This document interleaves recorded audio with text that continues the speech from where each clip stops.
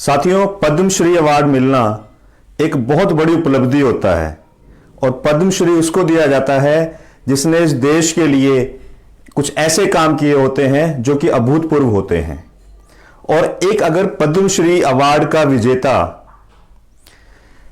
अपनी सूझबूझ का इस्तेमाल ना करे और कुछ ऐसी बातें कह दे जिससे इस देश के अब तक जितने भी स्वतंत्रता सेनानी रहे हैं उनकी इज्जत में कमी आए, उनकी बेइज्जती हो, तो ऐसे व्यक्ति को पद्मश्री अवार्ड देना भी मैं तो कहूंगा एक मूर्खता है। तो ये गलती सरकार ने की है और ये सचमुच में एक गलती है, इसे प्रूव भी किया गया है। ये कहकर कि 1947 में भारत को जो आजादी मिली थी वो भीख में मिली थी, इसका सीधा सीधा यह मतलब है कि जिन लोगों ने अपनी जान दी, चंद्रशेखर आजाद, भगत सिंह, लाला लाजपत राय, महात्मा गांधी, जितने भी हमारे स्वतंत्रता सेनानी थे, उनकी सबकी गरिमा को चोट पहुंचाई है एक इस कथन ने। यानी कि जो उन्होंने बलिदान दिए हैं उनका कोई मतलब नहीं रह गया। और यह कहा किसने है? कंगना रनौत, जिन्हें अभी अभी पद्मश्री मिला है। मैं तो कह रहा हूं कि क्या सोचकर उन्हें पद्मश्री दिया गया और किस उपलब्धि के लिए, किस योगदान के लिए उन्हें पद्मश्री दिया गया। इस तरह के उल्टे सीधे बयान दुनिया भर में वो अब तक ये उल्टे सीधे बयान ही देती रही हैं। और जो उनका कहने का तात्पर्य था कि 2014 में असली आजादी मिली है, कहने का मतलब कि नरेंद्र मोदी जब प्रधानमंत्री बने तब असली आजादी मिली है। तो यानी कि जिन्होंने वो अपनी जान देकर अंग्रेजों को भगाया है, उन्होंने नहीं आजादी दिलवाई, नरेंद्र मोदी ने आजादी दिलवाई है। क्या कितना मूर्खतापूर्ण बयान है ये।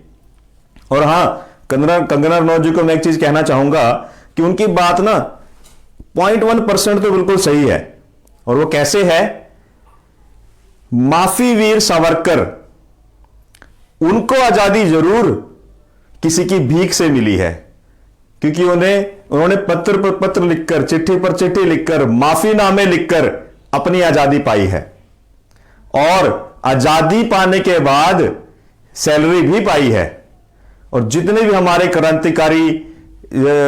क्रांतिकारी नेता थे, जितने भी स्वतंत्रता सेनानी थे, उनकी मुखबरी की है और अंग्रेजी सरकार को सूचनाएं पहुंचाई है।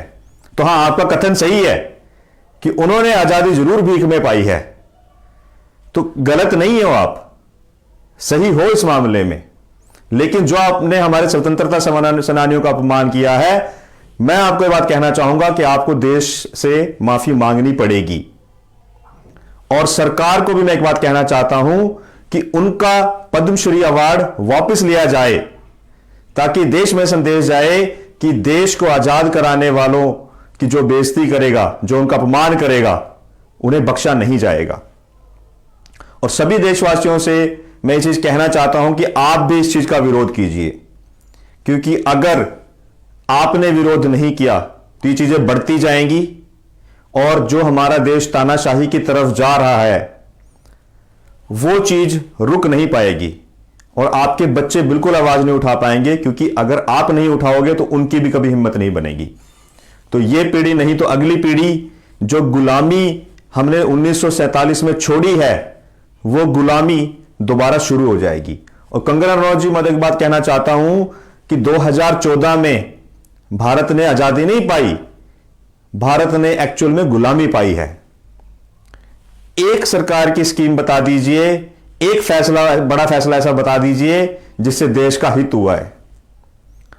डिमोनेटाइजेशन का एक फायदा कोई नहीं गिना रहा आज उसके बारे में चर्चा बंद है। जीएसटी का इतना गलत इंप्लीमेंटेशन कि राज्यों की जो ताकत है, जो फेडरल सिस्टम है, उसके ऊपर चोट पहुंचाने का प्रयास किया गया है। और सबसे बड़ा षड्यंत्र जो हो रहा है कि गरीब को और गरीब किया जाए और मध्य वर्ग को, जो एक सबसे समझदार वर्ग होता है, जिसको सबसे ज्यादा चोट पहुंचती है, जिसको सबसे ज्यादा फर्क पड़ता है, उसको कमजोर किया जाए ताकि वो बोलने लायक न रह जाए। क्योंकि अमीर है उनको फर्क नहीं पड़ता, उनका घर चलता है, और जो अत्यंत गरीब हैं उनको भी अधिक फर्क नहीं पड़ता, क्योंकि उनको तो सिर्फ 2 वक्त की रोटी मिल जाए, उनको सिर्फ इस चीज की चिंता होती है।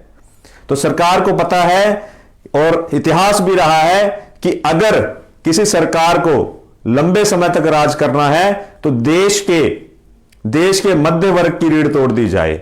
और मोदी सरकार ने 2014 से कोई एक रणनीति नहीं छोड़ी जिसमें यह काम नहीं किया गया।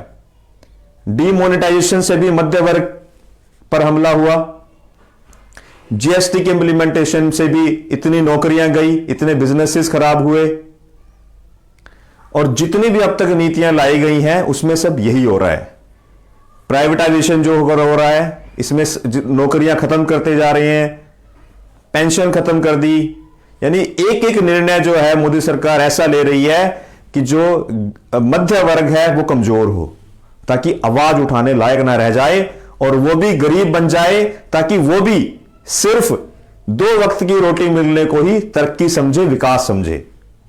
और ये जो प्रोपेगेंडा चल रहा है, जितने भी ये इस तरह के फिल्म स्टार हैं, कंगना रनौत हैं या और भी इनके साथी जो नेता हैं, साथी जो फिल्मकार हैं, ये सिर्फ सरकार की चाटुकारिता कर रहे हैं। सारे एंकर तो खरीद ही लिए, गोदी मीडिया का सबको पता है कि कोई भी सरकार के खिलाफ एक भी खबर गोदी मीडिया प्रकाशित नहीं करता। ऐसे ही जब पेट्रोल और डीजल के दाम 2012 में ज्यादा थे तो अक्षय कुमार, अनुपम खेर, अमिताभ बच्चन, हर किसी ने ट्वीट करके अपना दर्द व्यक्त किया। और आज लगभग दुगने रेट होने पर किसी के मुंह से चूं नहीं निकली। तो ये जो सारा प्रोपेगेंडा किया जा रहा है भारतीय जनता पार्टी की तरफ से और कांग्रेस की तरफ से, और मैं तो कहूंगा जो आज देश के हालात हैं उसमें भाजपा और कांग्रेस बराबर के जिम्मेदार हैं। फर्क सिर्फ इतना है कि कांग्रेस ने 55-60 साल इस देश का नाश किया और वो कारनामा भाजपा ने अत्यंत तीव्र गति से 7.5 साल के अंदर कर दिखाया। और जब इन्हें दिखता है कि भाजपा कमजोर हो रही है तो ये नेता कांग्रेस में चले जाते हैं, जब दिखता है कि कांग्रेस कमजोर हो रही है तो ये भाजपा में चले जाते हैं। कुल मिलाकर भाजपा और कांग्रेस एक ही है, सिर्फ नेतृत्व का चेहरा अलग है। और जब तक कांग्रेस खत्म नहीं होगी बीजेपी को ताकत मिलती रहेगी।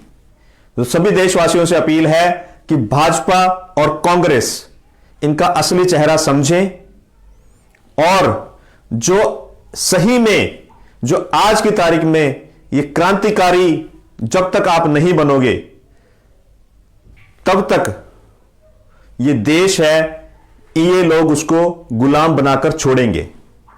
तो एक ये मुहिम हमने शुरू की है कि 2024 में अखिल भारतीय परिवार पार्टी 543 सीटों पर चुनाव लड़ेगी और जीत कर आएगी और इस देश को दोबारा उस दिशा में लेके जाएगी जिस दिशा में उसको सचमुच में जाना चाहिए।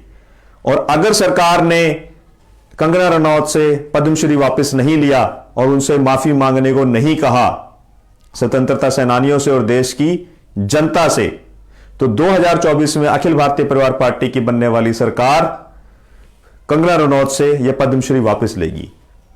मैं सतविंदर सिंह भारतीय, अखिल भारतीय परिवार पार्टी का राष्ट्रीय महासचिव, आप लोगों से वादा करता हूं कि जैसे ही हमारी सरकार बनती है तो यह काम सबसे पहले किया जाएगा।